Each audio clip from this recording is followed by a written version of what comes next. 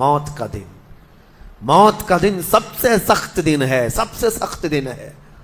موت کس طرح سے آتی ہے پتہ ہے؟ فرمایا گیا جیسے ریشم کے کپڑے کو کانٹوں کی جھاڑی پر ڈال دو اور کپڑا کھینچو، کپڑے کے تار تار نکلتے جائیں گے۔ فرمایا گیا ملک الموت روح نکالنے کے لیے جب آتے ہیں تو اسی طرح سے روح نکالتے رہتے ہیں، انگلیوں سے، پیروں کی، ہاتھوں کی انگلیوں سے، ناخنوں سے روح نکلتی نکلتی آتی ہے، ایک ایک جوڑ سے روح نکلتی ہے، یہاں تک کہ ناک تک اس کو کھینچ کر کے لایا جاتا ہے۔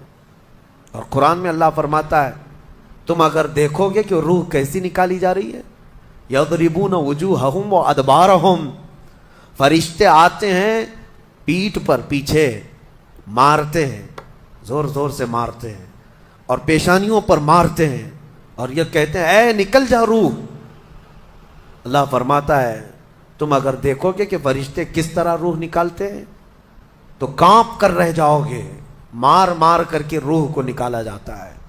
اور یہ چھوٹا سا وقت نہیں ہے، ادھر جھٹکا لگا ادھر موت ہو گئی، لمبا پروسیس ہے، اس سے جو گزرتا ہے وہی بتا سکتا ہے۔ بعض لوگوں کو ایسا لگتا ہے زہر کھا لیا ابھی موت ہو گئی، سوسائڈ کر لیا ابھی موت ہو گئی۔ موت اتنی آسانی سے نہیں آتی، لمبا پروسیس ہے۔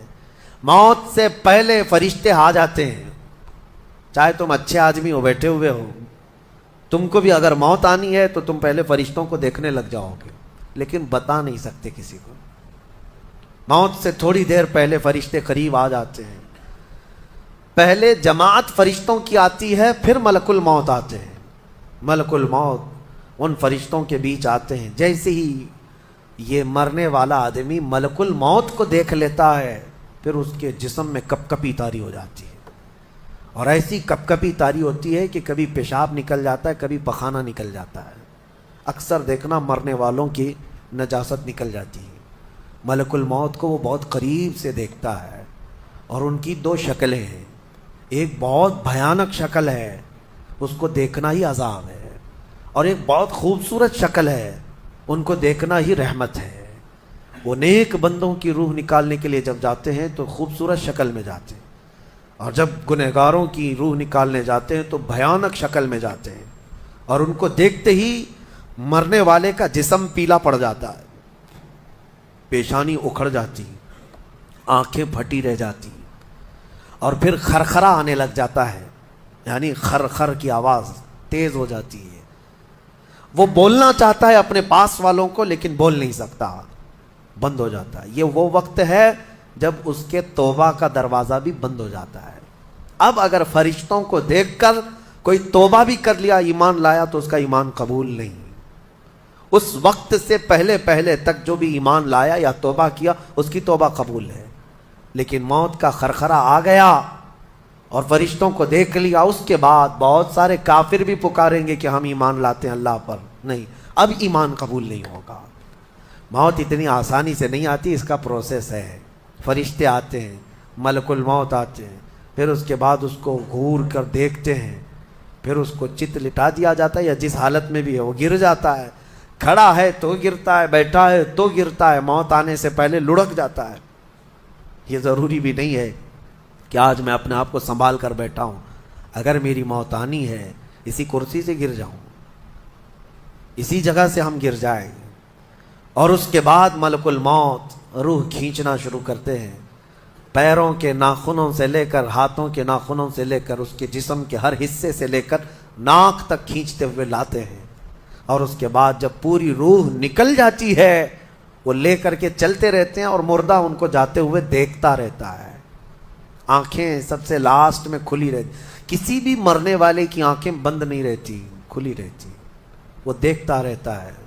اسی لیے حدیث پاک میں ہے جب کسی کی روح نکل جائے تو سب سے پہلے تم اس کی آنکھیں بند کر دو، ہمیں بند کرنا ہوتا ہے، اور اس کے بعد منہ بھی کھلا رہ جاتا ہے، منہ اوپن رہ جاتا ہے، فرمایا گیا منہ کو دبا کر بند کر دو۔ یہ سب نشانیاں ہیں میرے عزیزوں موت کی، سختیوں کی۔ آپ کو پتہ ہے جب رسول کریم صلی اللہ تعالیٰ علیہ وسلم کی وفات آئی، اللہ اکبر، نزع کا عالم اتنا سخت تھا کہ بار بار حضور اکرم صلی اللہ علیہ وسلم کو پورے پانی کے مٹکے انڈیل دیے جا رہے تھے، 3 مٹکے حضور پر انڈیل دیے گئے، موت سے پہلے، اور حضور اس کے بعد تھوڑا آرام محسوس کرتے اور پھر شدت کا بخار.